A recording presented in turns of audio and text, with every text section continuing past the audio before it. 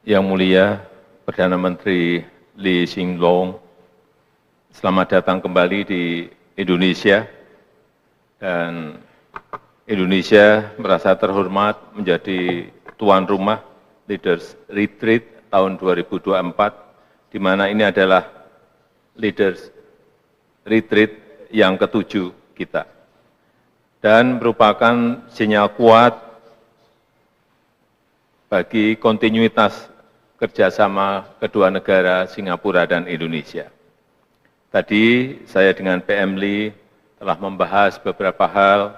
Yang pertama di bidang politik dan pertahanan, kami menyambut baik telah berjalannya implementasi perjanjian VIR, pertahanan dan ekstradisi yang kedepannya perlu dipastikan implementasinya berjalan penuh. Yang kedua, di bidang ekonomi telah kita tawarkan beberapa peluang-peluang investasi, manufaktur tekstil di Kendal Industrial Park, kemudian ekonomi hijau melalui infrastruktur yang berkelanjutan dan pembangunan pusat data di Nongsa, Batam. Saya juga mengapresiasi antusiasme 29 perusahaan Singapura dalam investasi di IKN, dan saya mengharap dukungan pembangunan PLTS di IKN Nusantara. Rencana ekspor listrik ke Singapura terus didorong, termasuk investasi industri hijau pendukung. Dan terkait ketahanan pangan, kami sepakat untuk mendorong kerjasama transfer teknologi dan pertukaran iptek pengolahan pangan. Dan untuk kerjasama produk halal, Indonesia mengundang Singapura untuk menjadi pengembang 3 kawasan industri halal, yaitu di Bintan, di Serang, dan di Sidoarjo. Yang ketiga, di bidang sosial budaya, kami telah membahas penguatan transformasi kesehatan melalui investasi pembangunan rumah sakit dan klinik, pengembangan kapasitas tenaga medis, digitalisasi kesehatan, dan pengembangan KEK kesehatan di Bali. Terkait pendidikan, Indonesia telah menyampaikan pentingnya reaktivasi kelompok kerja bersama, dan saya juga mengundang Singapura untuk hadir di World Water Forum ke-10 di Bali. Terakhir, kami juga berdiskusi mengenai persoalan isu kawasan dan global. Kami sepakat terus untuk mendorong terciptanya perdamaian di Timur Tengah dan berupaya untuk terus memperkuat sentralitas ASEAN. Selanjutnya dengan hormat saya mengundang PM Hsien Loong untuk menyampaikan pernyataannya. Terima kasih. Thank you, Your Excellency President Joko Widodo, Ministers, ladies and gentlemen. I thank President Jokowi for his warm hospitality. This is my 7th Leaders Retreat with President Jokowi. We hold these retreats annually, except during the COVID years, and it is a signal of the high-level attention we have both paid to our bilateral ties. It's only natural that we do so because we are close neighbors and we are good friends with many common interests. This year's retreat is particularly special because it's the final one for both President Jokowi and me, and I'm very grateful that President Jokowi has made a special effort to host me and to have me here just a few weeks before I hand over for my last official visit as Prime Minister.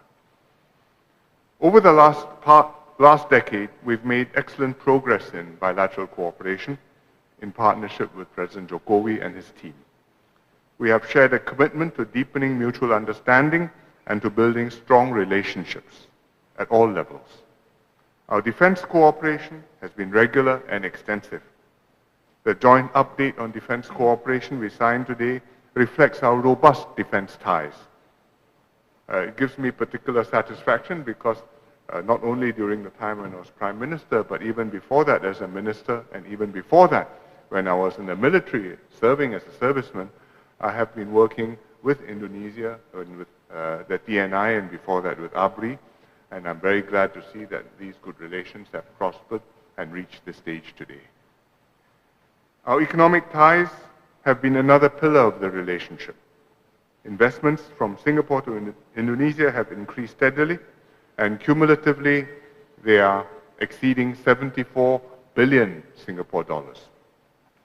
We've also taken steps to deepen our digital economy cooperation. Earlier this year, we signed an MOU on cooperation on digital transformation, and now we are following up on the TechX program, which will encourage young tech professionals to gain valuable exposure in Singapore and in Indonesia.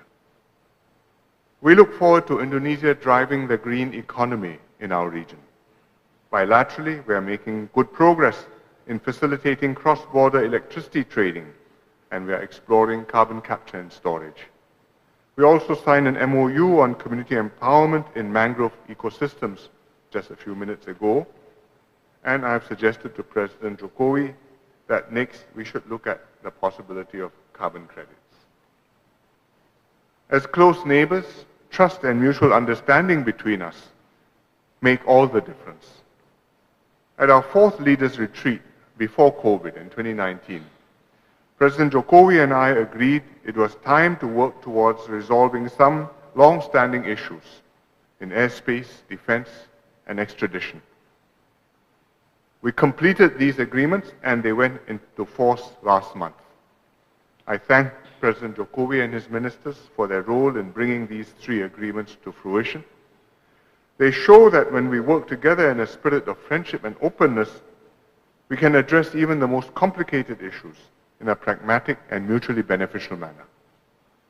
As this is my last leaders retreat with President Jokowi, I would like to especially take this opportunity to acknowledge his contributions to Indonesia and to the region. With vision and leadership, he has put Indonesia on a strong economic trajectory, confident and optimistic about its path ahead, and raised ASEAN's standing as a participant in international affairs with a view which is worth listening to and with a contribution which will make a difference.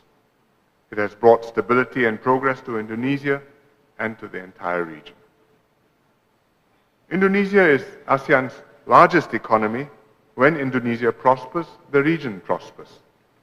Under President Jokowi, Indonesia has been a constructive voice in a divided world, as we witnessed during Indonesia's recent leadership of the G20 and also its recent chairmanship of ASEAN.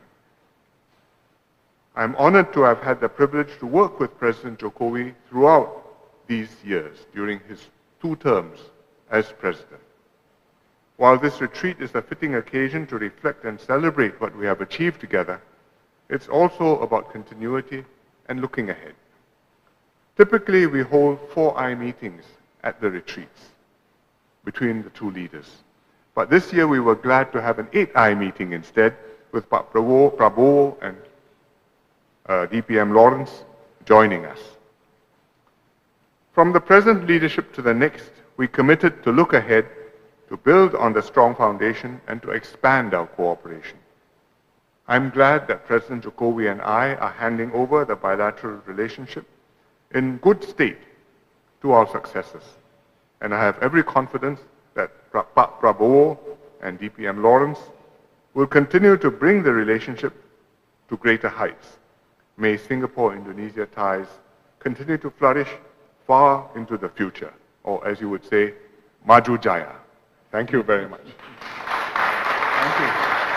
End of joint press statement.